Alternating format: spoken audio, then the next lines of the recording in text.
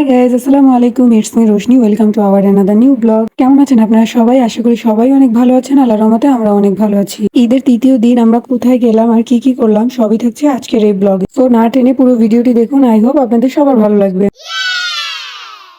আজকে ঈদের তৃতীয় দিন আর আজকে আমরা যাব লং ট্যুরে। তাই আমরা খুব তাড়াতাড়ি ঘুম থেকে উঠে নাস্তা করে রেডি হয়ে বের হয়ে গেলাম। রাস্তা দিয়ে যাচ্ছিলাম আর ভাবছিলাম আমাদের দেশটা কতই না সুন্দর। আসলেও জীবনে অনেক কিছু দেখার বাকি আছে এখনো। এত সুন্দর ভিউ দেখার পরে পেট না ভরলেও মন আর চোখ এমনিতেই ভরে যায়। বিয়ের পরে আমার খুবই ইচ্ছে ছিল যে আমরা দুজন বাইক নিয়ে লং ট্যুরে যাব, কিন্তু গুডুর বাবা সেটা কখনো করেনি। ফাইনালি আমার ইচ্ছাটা আজকে পূরণ হয়েই গেল। গুডুর বাবা বাইকে করে দূরে কোথাও ঘুরতে নিয়ে যেতে খুব ভয় পেত, কারণ বাইকে করে দূরে কোথাও ঘুরতে যাওয়া খুব রিস্ক হয়ে যায়। ও আজকে আমরা কোথায় যাচ্ছি সেটাই তো বলা হয়নি। আজকে আমরা যাচ্ছি রাঙামাটি কাপ্তাই লেক। রাঙামাটি যাওয়ার আমার খুবই ইচ্ছা ছিল সেই ছোটবেলা থেকে। সেই ইচ্ছাটা যে এত সুন্দরভাবে পূরণ হবে সেটা আমি কল্পনাতেও ভাবিনি। আই মিন রাঙামাটি যাব বাইকে করে, তাও আবার আমার ভালোবাসার মানুষের সাথে, আবার আমার গুড্ডুকে সাথে নিয়ে, সেটা তো আমি কখনো স্বপ্নেও ভাবিনি। কিন্তু গুড্ডুর বাবা আজকে নিজে থেকেই আমাকে বলছে যে চলো আজকে তোমাদের দুজনকে দূরে কোথাও ঘুরতে নিয়ে যায়। তো আমি বললাম যে দূরে কোথায় নিয়ে যাবে? তুমি তো এমনি বাইকে করে দূরে কোথাও নিয়ে যেতে ভয় পাও।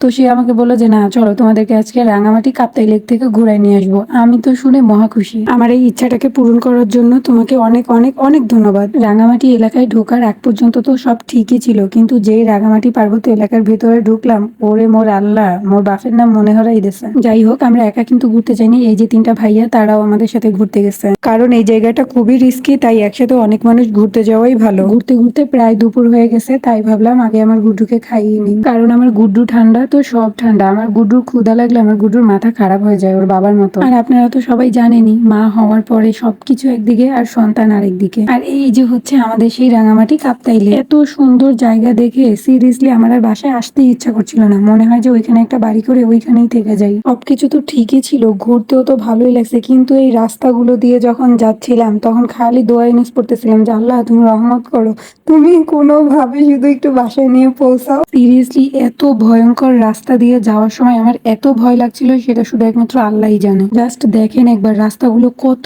উঁচু নিচু, মনে হচ্ছিল যে আমি রোলার কোস্টারে উঠছি। কিন্তু মজার বিষয় কি জানেন, আমার গুড্ডু এক ফোঁটা ভয় পায়নি। সে আরো তার বাবাকে বলছিল বাবা আরো জোরে, বাবা আরো জোরে, ইয়েস ইয়েস। আর আমি যখন ভয়ে দোয়াইনিস পড়তেছিলাম তখন আমাকে বলে মা চুপ করো, কথা বইলো না, কিছু হবে না তোমার, আমি তো আসছি। আমি ওর কথা শুনে জাস্ট অবাক। এখানে আসার পরে আমরা অনেক মজা করছি, অনেক এনজয় করছি, যার ফলে না বেশি ভিডিও ক্লিপসই নিতে পারিনি। আমার ভিডিও করতেই ভুলে গেছি আমি। তবে ইনশাল্লাহ আমি এখানে আবারও যাব ঘুরতে, আর তখন সবকিছু খুব সুন্দর করে ভিডিও করে নিয়ে আসবো আপনাদের সাথে শেয়ার করার জন্য। আরো একটা রিজন আছে ভিডিও না নেওয়ার, সেটা হলো আমরা যখন বাসা থেকে বের হয়েছি 11টা সাড়ে 11টার দিক থেকে, তখন ওয়েদারটা ঠিকই ছিল, কিন্তু যখন রাউজান পার হলাম তারপর থেকে এত পরিমাণে রোদের জন্য আরো বেশি পাগল হয়ে গেছি, যার জন্য ভিডিও নেওয়া হয়নি। জাস্ট দেখেন আমার গুডুর পা যতটুকু ঢাকা ছিল ততটুকু ফর্সা, আর যতটুকু রোদের তাপে ছিল ততটুকু একদম কালো হয়ে গেছে। আর এত রোদ থাকার জন্য কিন্তু আমরা পহেলা বৈশাখেও সকালে ঘুরতে বের হইনি গুড্ডুকে নিয়ে। যাই হোক, আমরা সেই সকালে বের হয়েছি আর এখন ঘুরতে ঘুরতে প্রায় বিকেল। তাই আগে এক জায়গায় বসে দুপুরে খাবারটা খেয়ে নিলাম। আমরা দুপুরে খাবারটা খেতে থাকি, আর ততক্ষণে আপনারা আমার ভিডিওতে একটা লাইক দিয়ে আমার ইউটিউব চ্যানেলটাকে সাবস্ক্রাইব করে দেন।